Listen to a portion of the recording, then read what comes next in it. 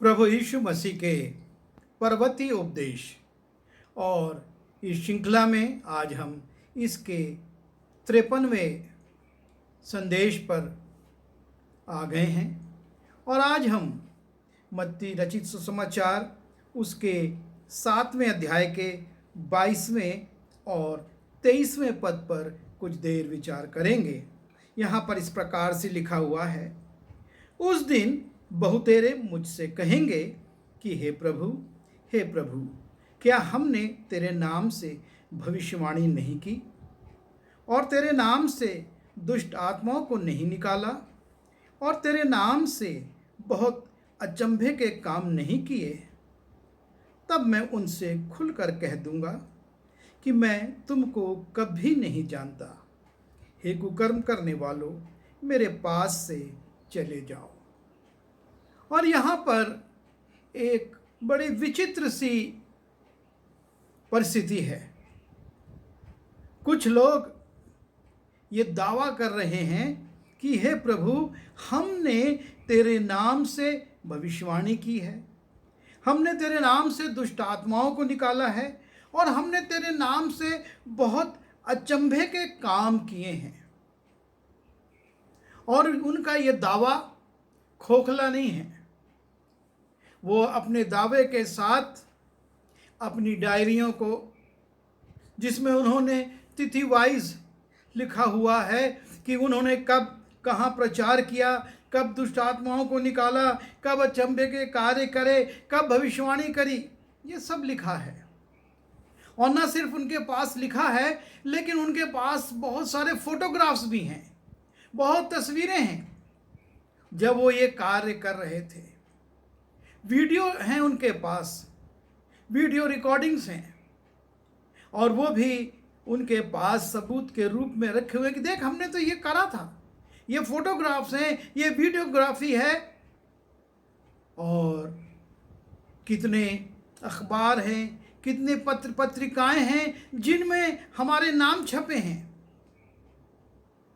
कितने banner poster हैं, कितने होल्डिंग्स हैं जिनमें हमारे इन कामों के लिए जब हम उन नगरों में गए प्रचार किया गया। और अभी तू ये कहता है कि मैं तुमको नहीं जानता। वो व्यक्ति कह रहा है जिसका नाम ही सत्य है। यीशु ने कहा, मैं ही मार्ग, सत्य और जीवन हूं, बिना मेरे द्वारा कोई पिता के पास नहीं पहुंच सकता। और वो व्यक्ति इनकार कर रहा है कि तुम कैसे पिता के पास जाओगे, कैसे स्वर्गीय राज में प्रवेश करोगे, क्योंकि मैं तो तुमको जानता ही नहीं। मैं कैसे प्रवेश करने दूं? रास्ता तो मैं ही हूं, सत्य तो मैं ही हूं, जीवन तो मैं ही हूं, और तुम कैसे प्रवेश करोगे? और जब इस अंश को मैं पढ़ता हूं तो अक्सर मुझको स्मरण आता है लूका रचित सुसमाचार उसके 18वें अध्याय में, और वहाँ पर एक घटना का उल्लेख है। यीशु मसीह एक दृष्टांत वहाँ पर अपने लोगों को बता रहे हैं और कहते हैं, जब हम लूका 18 उसके 9वें पद से आगे बढ़ते हैं तब लिखा है, और उसने कितनों से जो अपने ऊपर भरोसा रखते थे। यीशु मसीह यहाँ पर समझा रहे हैं, और उसने कितनों से जो अपने पर भरोसा रखते हैं कि हम धर्मी हैं और औरों को तुच्छ जानते थे, ये दृष्टांत कहा। ये घटना स्वर्ग में घटे, लोग दावा करें, उसके पहले ही यीशु मसीह लोगों को समझा रहे हैं और ये दृष्टांत बता रहे हैं कि दो मनुष्य मंदिर में प्रार्थना करने के लिए गए। एक फरीसी था और दूसरा चुंगी लेने वाला। दो व्यक्ति मंदिर में प्रार्थना करने जा रहे हैं। एक बहुत धर्मी फरीसी था और दूसरा जो संसार की दृष्टि में पापी था, जो चुंगी लेने का काम करता था। फरीसी खड़ा होकर अपने मन में यूं प्रार्थना करने लगा कि हे परमेश्वर, मैं तेरा धन्यवाद करता हूँ कि मैं और मनुष्यों की नाई अंधेर करने वाला, अन्यायी और व्यभिचारी नहीं, और ना इस चुंगी लेने वाले के समान हूँ। मैं सप्ताह में 2 बार उपवास करता हूँ। मैं अपनी सब कमाई का 10वां अंश भी देता हूँ। परंतु चुंगी लेने वाले ने दूर खड़े होकर स्वर्ग की ओर आंख उठाना भी ना चाहा, वरन अपनी छाती पीट पीट कर कहा, हे परमेश्वर, मुझ पापी पर दया कर।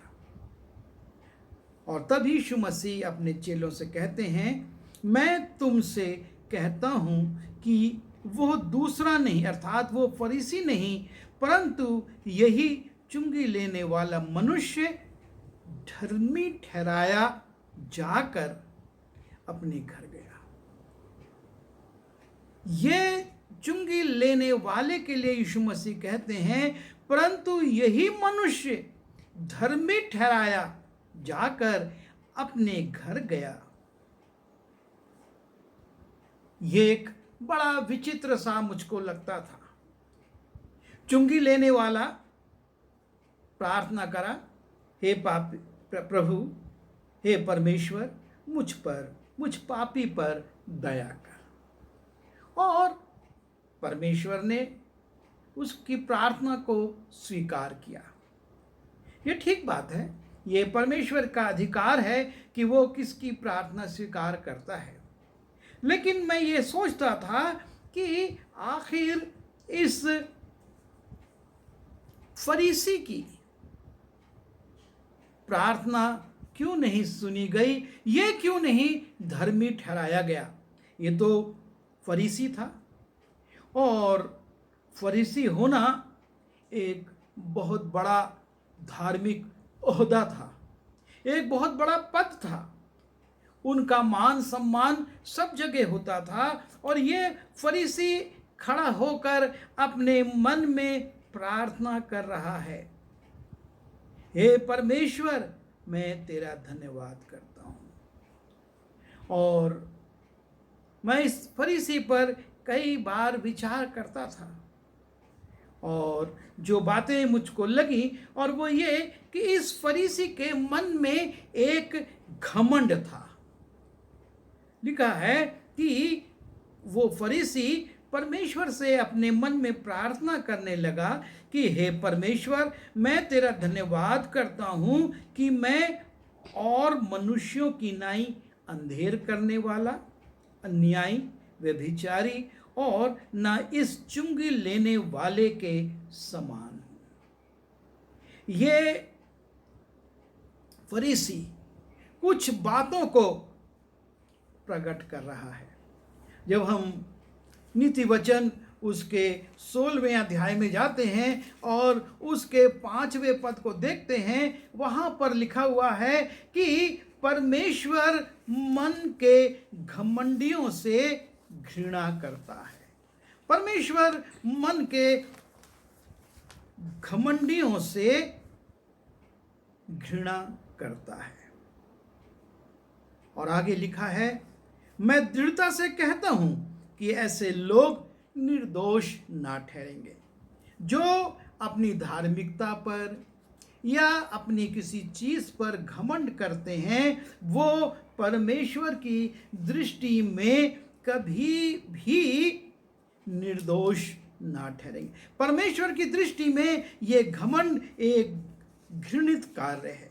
परमेश्वर ये नहीं चाहता कि मनुष्य किसी भी बात पर, चाहे वो उसके धार्मिक क्रियाकलाप भी हों, उन पर घमंड करे। और जब हम नीति वचन उसके 6वें अध्याय के 17वें पद में जाते हैं, लिखा है कि परमेश्वर जिन 6 वस्तुओं से, बल्कि 7 वस्तुओं से घृणा करता है, उसमें सबसे पहला है घमंड से चढ़ी हुई आंखें। परमेश्वर घमंड से चढ़ी हुई आंखें या घमंडी मन से घृणा करता है। और इस फरीसी के जीवन में शायद यही कमजोरी थी जो कि परमेश्वर के सामने उसको दोषी ठहराती है। वो कहता है, मैं अंधेर नहीं करता, मैं अन्यायी नहीं हूँ, मैं व्यभिचारी नहीं, और ना इस चुंगी लेने वाले के समान हूँ। अर्थात ये सारी कमजोरियां मुझ में नहीं हैं।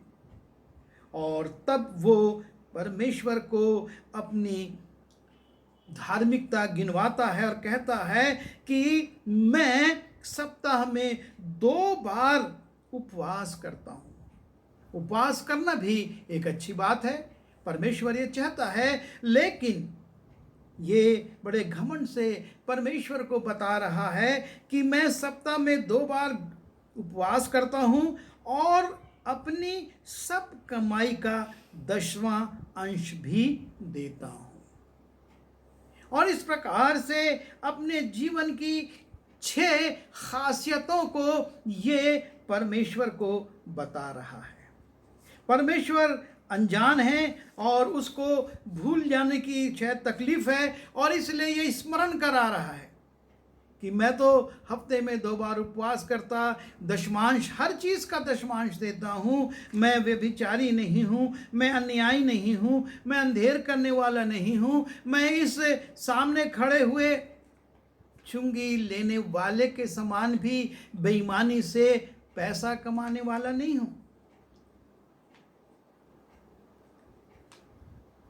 सामान्य तौर से देखा जाए तो ये बड़ी अच्छी बातें हैं। परमेश्वर के सामने ये दावे अच्छे हैं, लेकिन परमेश्वर का जो दृष्टिकोण है,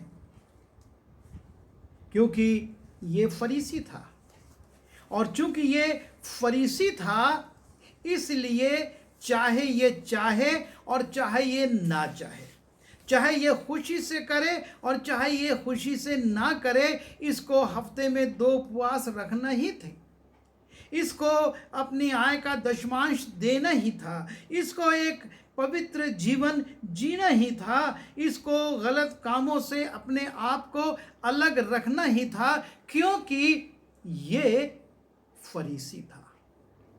शारीरिक रूप से ये इन कामों को नहीं कर सकता था, पर हम नहीं जानते कि इसके मन में जो घमंड था, उसके रहते ये कौन कौन से गलत विचार अपने हृदय में लाता था, कौन कौन सी गलत कल्पनाएं करता था, और कौन कौन से लोगों के ऊपर अपने हृदय में दोष लगाता, या उनको तुच्छ समझता, या उनको अधर्मी मानता था।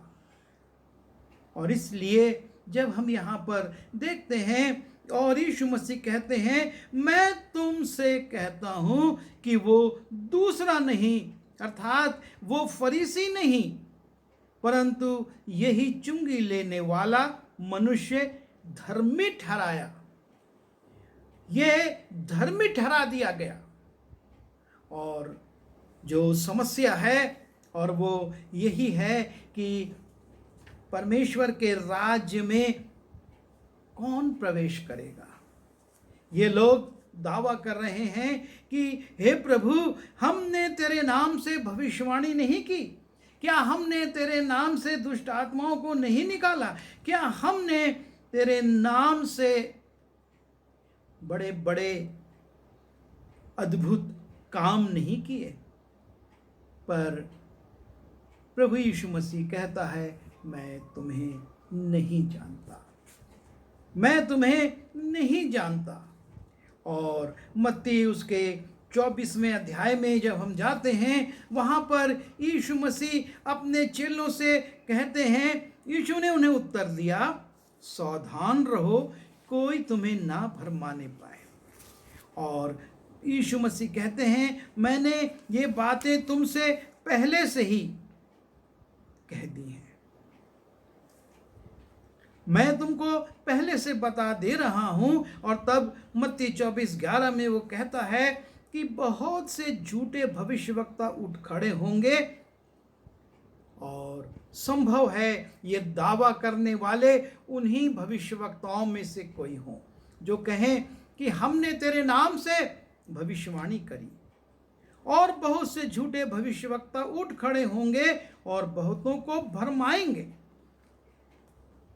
ये स्थिति यीशु मसीह ने पहले ही बता दी थी कि ऐसे लोग आएंगे, और जब ये स्वर्ग राज में दावा करेंगे तो परमेश्वर प्रभु यीशु मसीह इनको नहीं पहचानेगा। और मत्ती 24:24 में लिखा है, क्योंकि झूठे मसीह और झूठे भविष्यवक्ता उठ खड़े होंगे। और उसके बाद वो क्या करेंगे? ना सिर्फ ये झूठे भविष्यवक्ता भविष्यवाणियां करेंगे, लेकिन लिखा है कि बड़े चिन्ह और अद्भुत काम दिखाएंगे। ये बड़े चिन्ह और अद्भुत काम दिखाएंगे। और यहाँ पर यही लिखा है कि हम तेरे नाम से बहुत अचंभे के काम किए हैं। क्या हमने तेरे नाम से बहुत से अचंभे काम नहीं किए?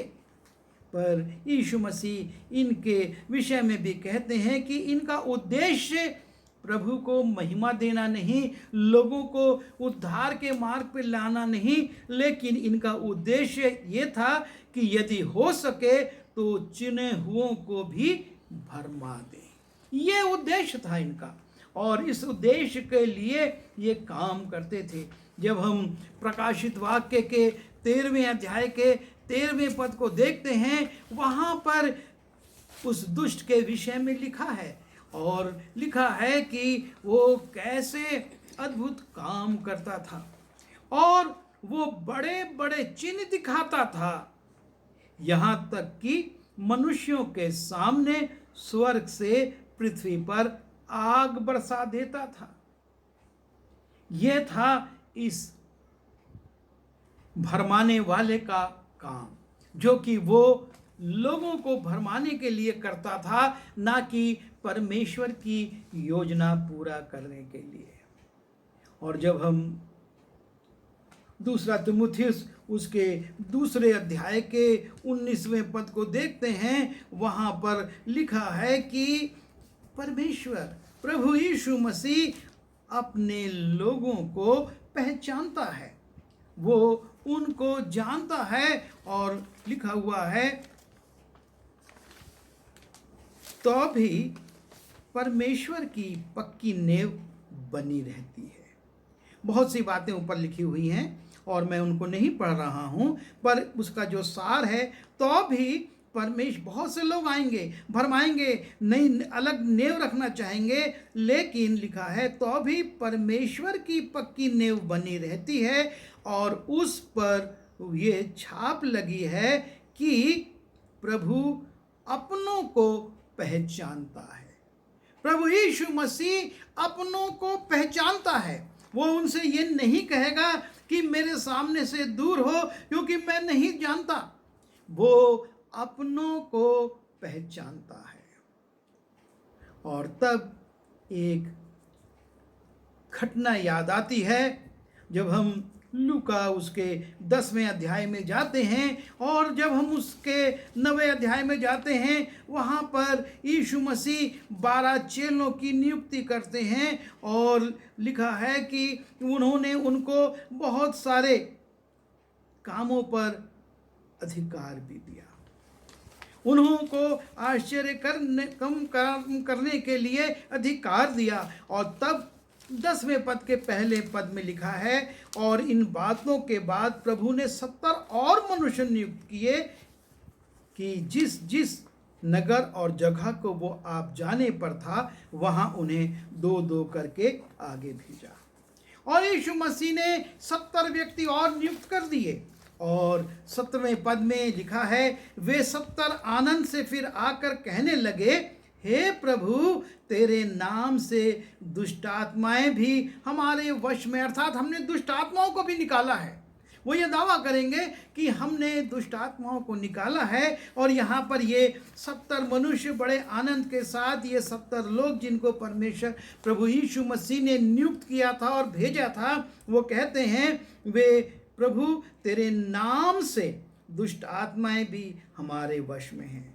उसने उनसे कहा, मैं शैतान को बिजली की नाई स्वर से गिरा हुआ देख रहा था। देखो, मैंने तुम्हें सांपों और बिच्छुओं को रौंदने का और शत्रु की सारी सामर्थ पर अधिकार दिया है, और किसी वस्तु से तुम्हें कुछ हानि ना होगी।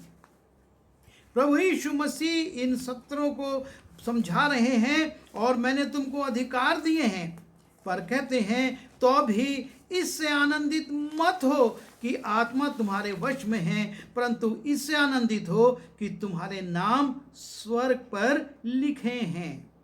और तब हम यूहन्ना रचित सुसमाचार उसके 6वें अध्याय के 60वें पद को देखते हैं। वहाँ पर ये 70 लोग, ये सामर्थ करने वाले लोग, जब यीशु मसीह कहते हैं कि मेरी देह वास्तव में खाने की वस्तु और मेरा लहू वास्तव में पीने की वस्तु, और मैं इसे तुम्हें दूंगा ताकि तुम इसे खाओ और इसे पियो, तब कहा, इसलिए उसके चेलों में से बहुतों ने ये सुनकर कि वो बात नागवार है, इसे कौन सुन सकता है। और 66वें पद में लिखा है, पर इस पर उसके चेलों में से बहुतेरे उल्टे फिर गए और उसके बाद उसके साथ ना चले।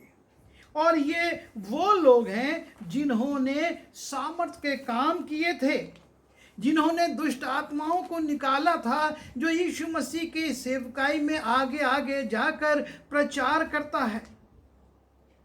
ये वो लोग थे।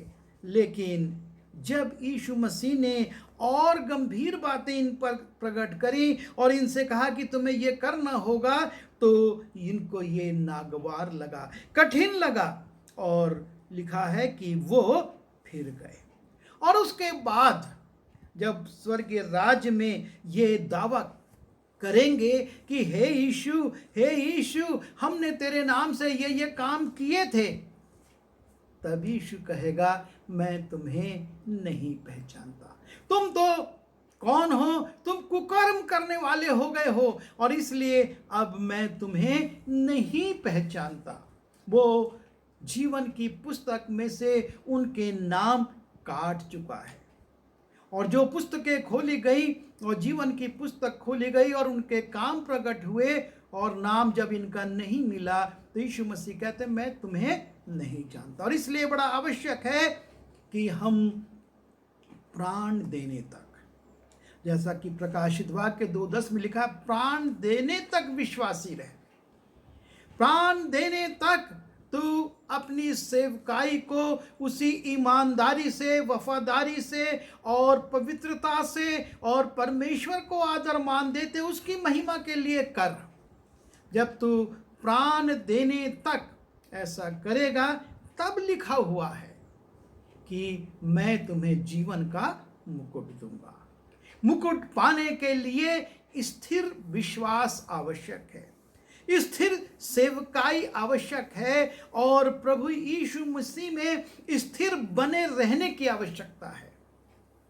हम आज आए, कुछ करें, प्रभु के सामर्थ्य को पाए और कल संसारिक जीवन में चले गए तो मुकुट नहीं पाएंगे। यही दावा होगा, हमने तेरे नाम से ये किया, हमने तेरे नाम से वो किया, हमने तेरे नाम से इतनी सामर्थ्य के काम किए। यीशु मसीह उत्तर देगा, मैं तुम्हें नहीं जानता।